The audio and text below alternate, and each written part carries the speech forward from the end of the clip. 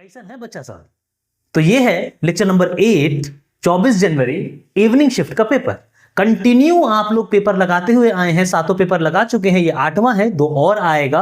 अगर जनवरी शिफ्ट का पूरा पेपर लगा लिया तो अप्रैल शिफ्ट गारंटीड है फोड़ करके आएगा और अच्छा आएगा। ठीक है, तो बकवास खत्म करते हैं और इसके एक एक क्वेश्चन देखते हैं। एक एक क्वेश्चन धैर्य रख करके देखना, आराम से देखना, समझ में आएगा, मजा आने वाला है। चलो पढ़ते हैं।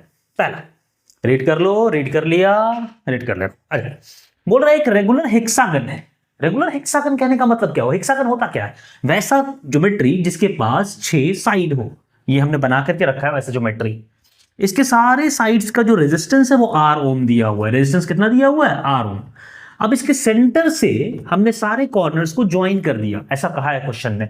सबका रेजिस्टेंस R ओम है। सबका रेजिस्टेंस क्या है? R ओम। अब बोल रहा है एक साइड से करंट आ रही है, एक साइड से निकल जा रही है, किसी भी एक साइड से, अपोजिट साइड से।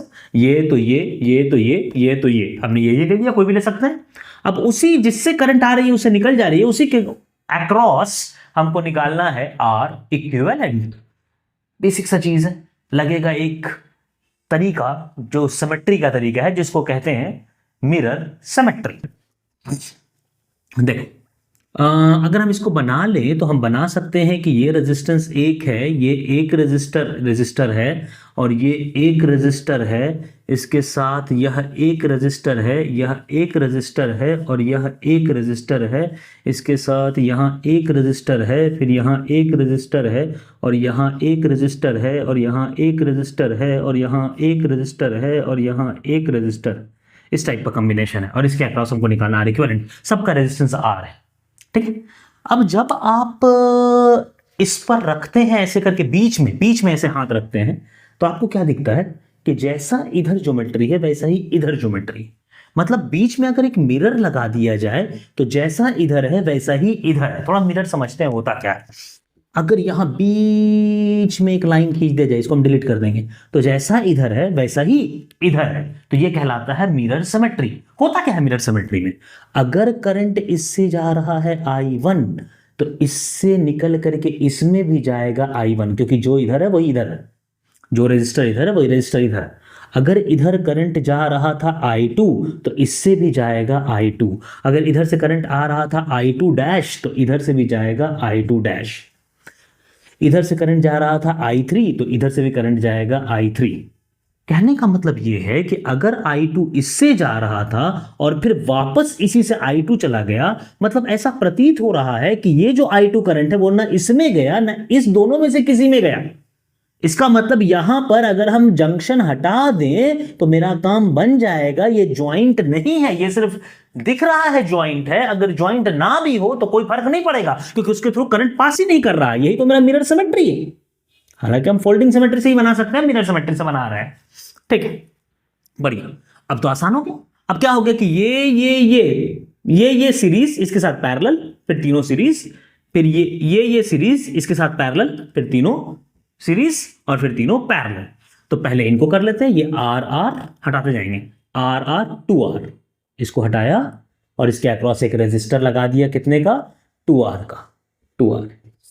अब 2R और R कितना हो जाएगा? स्मॉल r था। 2R और R कितना हो जाएगा?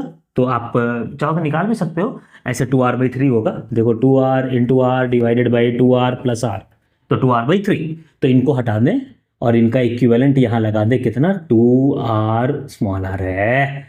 2R/3, ये R, ये R, ये भी R, ये भी R। उसी प्रकार जैसा ऊपर था वैसे ही नीचे। तो कुछ करने की जरूरत नहीं है, सिर्फ इसको हटा देना होगा। इसको हटाने के बाद ये क्या बन जाएगा? 2R/3, ये है R और ये है R। ठीक है, R 2R, ये तीनों सीरीज में है। तीनों सीरीज में तो R 2R, 2R plus 2R/3, 2R plus 2R/3, तो 3 6 तो 8, 8R/3। तो ऊपर वाला रेजिस्टर कितना है? 8R/3। बीच में कितना है? R 2R।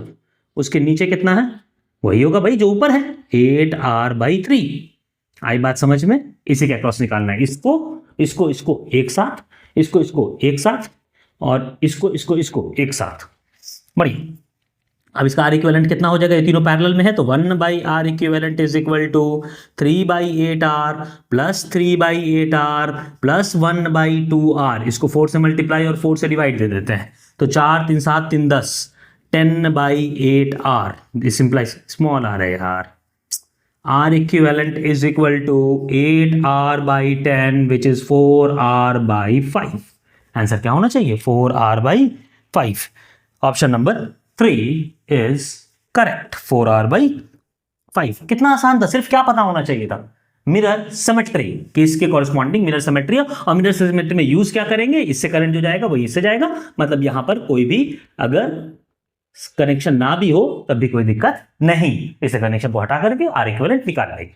चलिए देखते हैं अगला क्वेश्चन.